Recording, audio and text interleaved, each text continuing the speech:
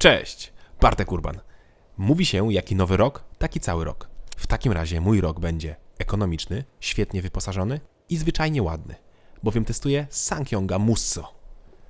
Dodałbym jeszcze do tego wstępu, że ten rok będzie niespotykany, bowiem póki co spotkanie z Sangyonga Musso jest trudniejsze niż spotkanie Lamborghini Huracana. I mówię tutaj o obu generacjach Musso. I to w sumie jest ciekawe, bowiem pierwsza generacja Musso to była prawdziwa terenówka. Prawdziwa, czyli mam na myśli taką z konstrukcją na ramię. Ciekawostką może być fakt, że auto było w głównej mierze oparte na technologii Mercedesa. Ba, to auto na niektórych rynkach było sprzedawane jako Mercedes Musso. Nieźle, co?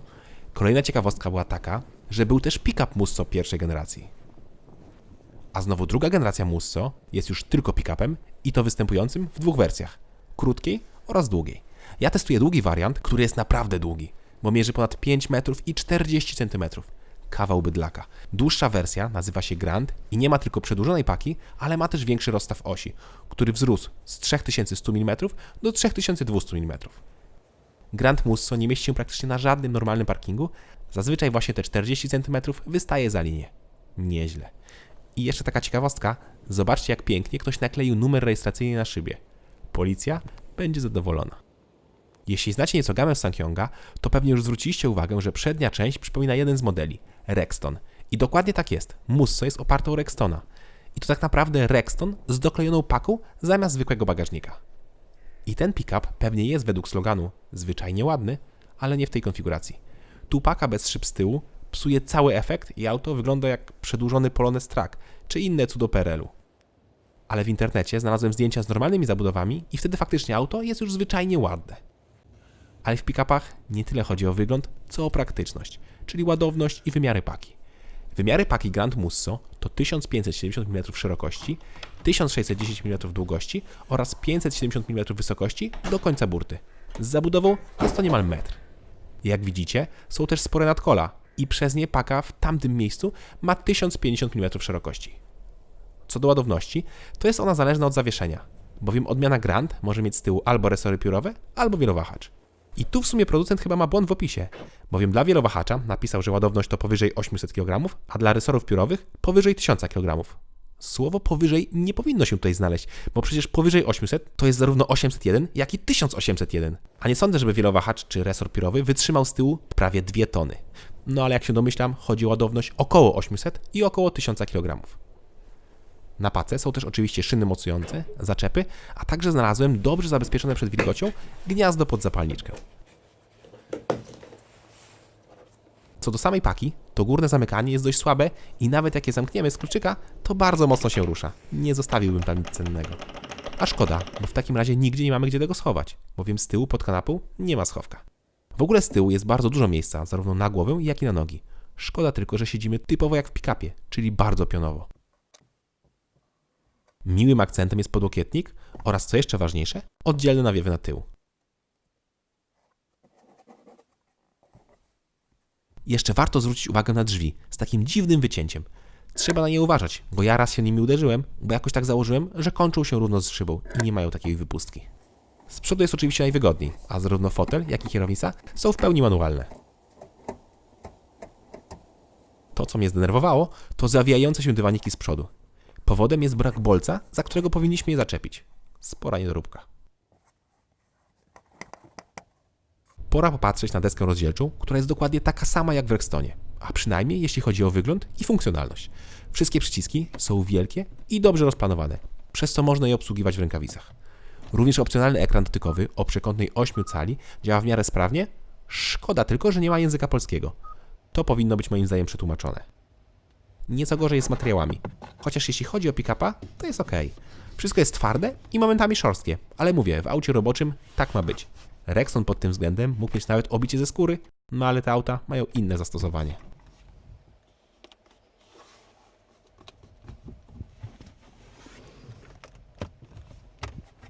Drugi ekran znajdziemy pomiędzy zegarami, który jest nieco ubogi. Na przykład moim zdaniem temperatura zewnętrzna powinna być cały czas wyświetlana, a nie jako jeden z widoków.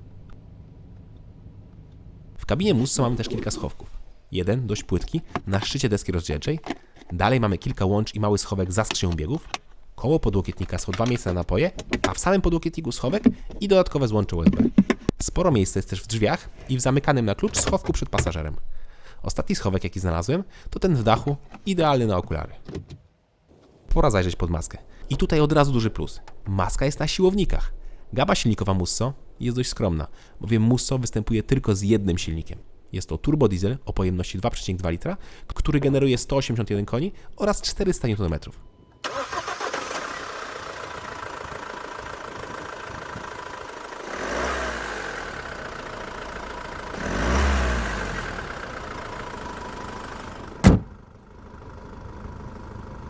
Zwłaszcza moment obrotowy robi robotę, bowiem jest dostępny już od 1400 obrotów, czyli bardzo nisko.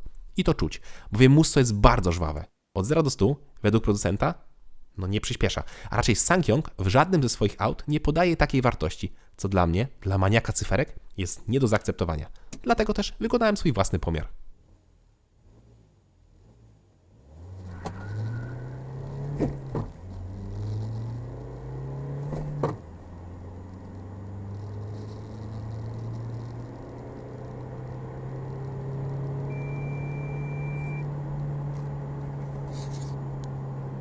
–11,5 sekundy.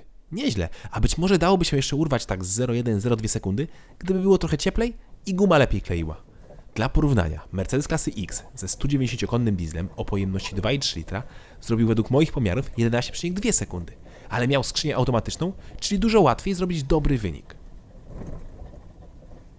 Jeśli chodzi o osiągi, to moim zdaniem Musso jest w zupełności wystarczający.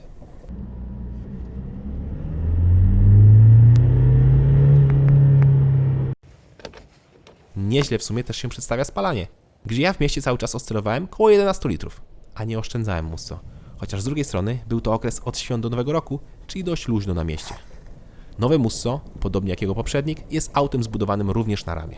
Dodajmy do tego, że testowany egzemplarz miał piórowe resory z tyłu i powstaje nam auto, które zawsze się będzie specyficznie prowadziło.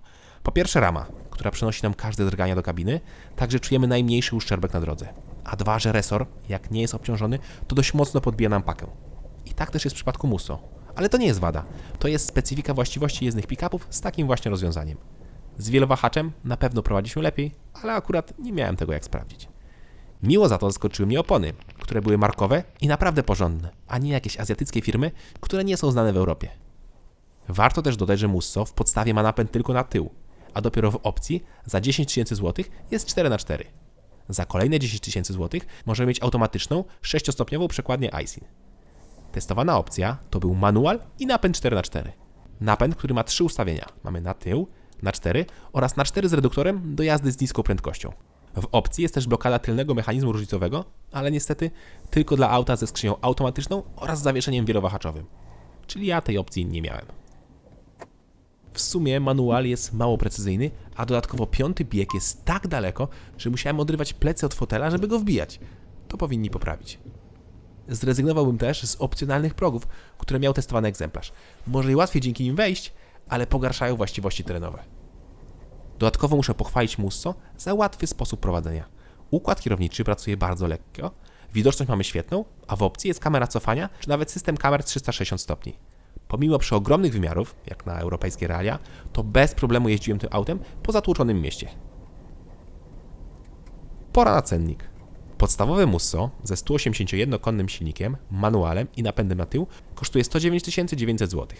Z napędem na obie osie jest to 119 900 zł. Co ciekawe, obie wersje nadwoziowe, czyli i zwykłe Musso i Grand Musso, kosztują tyle samo. Nie ma dopłaty do dłuższej wersji. Jest to zdecydowanie najtańszy na rynku pick-up i co ważne, ma całkiem mocny silnik w podstawie, bowiem konkurencja ma zazwyczaj słabsze warianty. Chociaż jak doposażymy Musso, to cena jest już dość podobna do konkurencji. Ale muszę przyznać, że Musso nie odbiega znacznie od konkurencji. Owszem, ma kilka niedróbek albo kiepskie plastiki w kabinie, ale pick-upy takie już są. Naprawdę Musso to nie jest słaby pick-up. Pomysł z wykorzystaniem Rextona jako bazy był naprawdę dobry i Musso jest całkiem cywilizowanym pick-upem. Chociaż zdaję sobie sprawę, że na tle takiej konkurencji jak Hilux czy L200, Musso wydaje się dość zwariowanym wyborem. Ale cała firma jest zwariowana, bo już kilkukrotnie była na skraju bankructwa i za każdym razem w ostatniej chwili ktoś ją wykupywał. Pod tym względem jestem pełen podziwu dla SsangYonga. Aha, no i najważniejsze. Szczęśliwego Nowego Roku!